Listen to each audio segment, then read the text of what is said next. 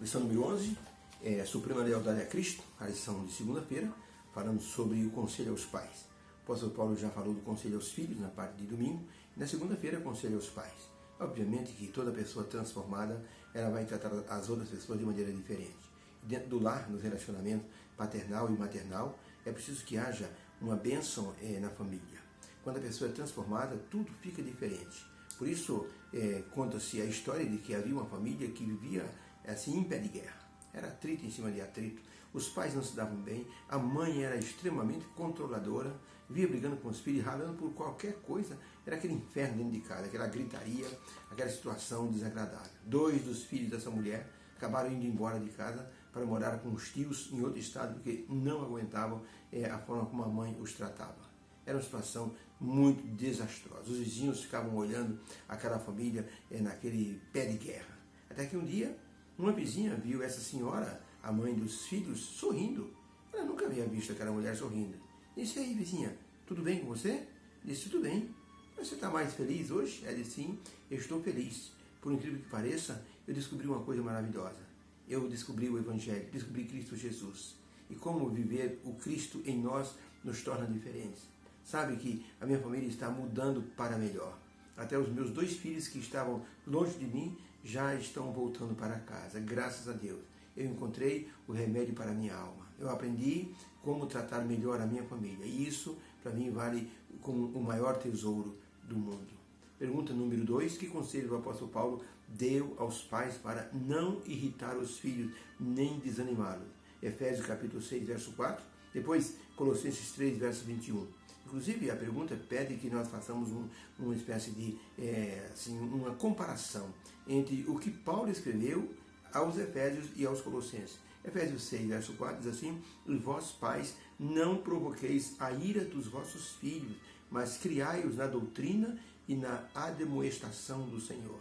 Agora, Colossenses 3, verso 21, "Vós, pais, não irriteis os vossos filhos, para que não percam o ânimo."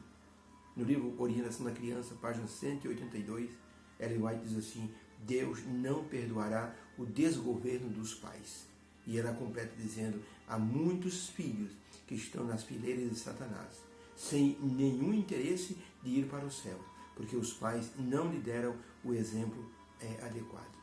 Numa das sessões jurídicas, onde havia um julgamento, um moço estava sendo julgado. Quando o juiz perguntou: "O que você tem a dizer com suas últimas palavras antes de você ser executado na cadeira elétrica?" Aquele moço se levantou, olhou para todos em redor e disse: "Eu não culpo o senhor juiz, excelência, pela sentença que o senhor vai proferir. Eu não condeno o júri, porque está julgando de acordo com o que está ouvindo e os fatos que foram apresentados. Eu não vou condenar o advogado de acusação. Mas tem uma pessoa nessa sala que eu vou acusar. É aquele homem que está sentado ali. É o meu pai. Ele nunca me repreendeu. Ele sempre me irritou. Ele sempre fez com que eu me sentisse um zero à esquerda. Então eu estou atribuindo a minha morte a ele como culpado." O pai saiu dali e assim totalmente derrotado com essas palavras.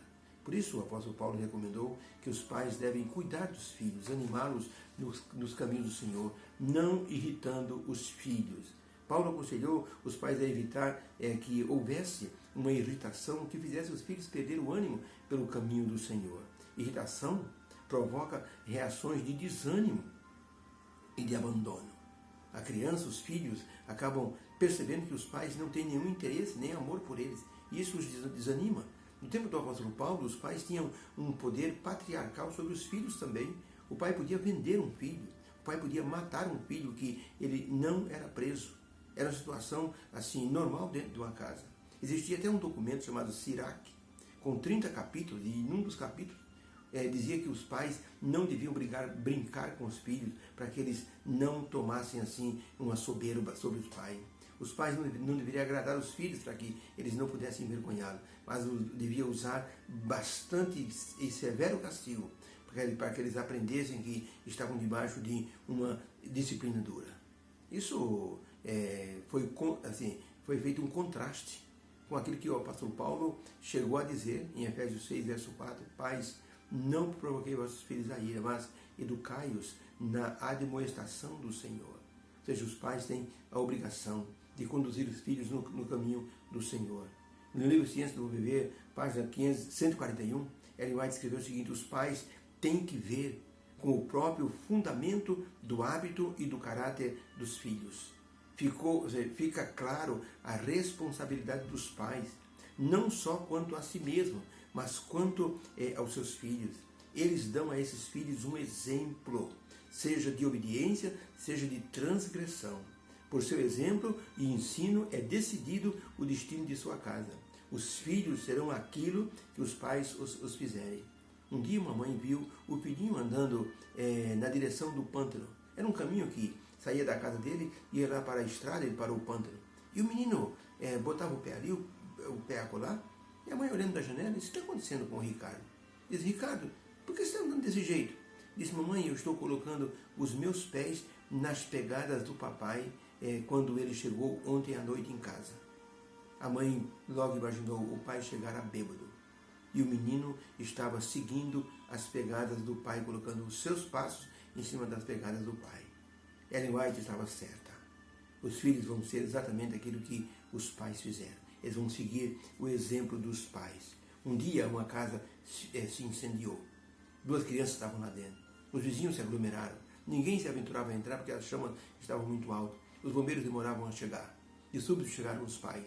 E vendo que os seus filhos corriam risco de vida. O pai era um homem muito simples, a mãe muito tímida. Mas diante do perigo de perder os filhos, os dois entraram na casa e salvaram os filhos, mesmo com algumas queimaduras. Vivemos num tempo difícil. E eu creio que é momento de pensarmos em salvar os nossos filhos, para que um dia estejam no céu conosco. Por isso, palavras duras, tratamentos cruéis, preferências de um dos filhos causa ciúmes. E isso vai trazendo desconforto dentro do lar. Temos que nos unir ao Espírito Santo para que possamos salvar nossos filhos. Nossas atitudes e palavras podem alterar a personalidade dos nossos filhos para sempre. Martinho Lutero teve um pai tão austero, tão rude, que ele contava que tinha dificuldade de chamar Deus de pai, porque ele se lembrava do pai dele, que havia sido tão rude. Inclusive, um casal adotou Martinho Lutero e o mandou para o convento para estudar. Martinho Lutero ganhava dinheiro como criança, como juvenil, cantando debaixo das janelas para ganhar algum trocado. Uma família havia perdido um filho da idade de Martinho Lutero. E quando aquele casal viu Martinho Lutero cantando, trouxeram ele para dentro, deram um lanche para ele, uma janta, e perguntaram tudo sobre a vida dele. Ele contou sobre os maus tratos que o pai lhe fazia. E eles perguntaram: você não quer ser adotado por nós, viver com a gente? Ele disse: sim, claro que eu quero. Esse novo casal, eles adotaram Martinho Lutero e o mandaram para o convento.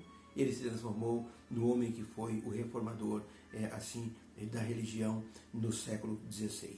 Interessante como o tratamento de um filho muda a história desse filho. Por isso Paulo disse: pais, não irritei vossos filhos, mas criai-os na admoestação do Senhor. Obrigado, meu Deus, porque o Senhor nos dá os filhos como um tesouro, uma herança. Ajuda-nos, Senhor, a conduzi-los nos teus caminhos. Em nome de Jesus, amém. Fique com Deus, uma boa segunda-feira e um bom continuar de semana na presença do Senhor. Deus te abençoe.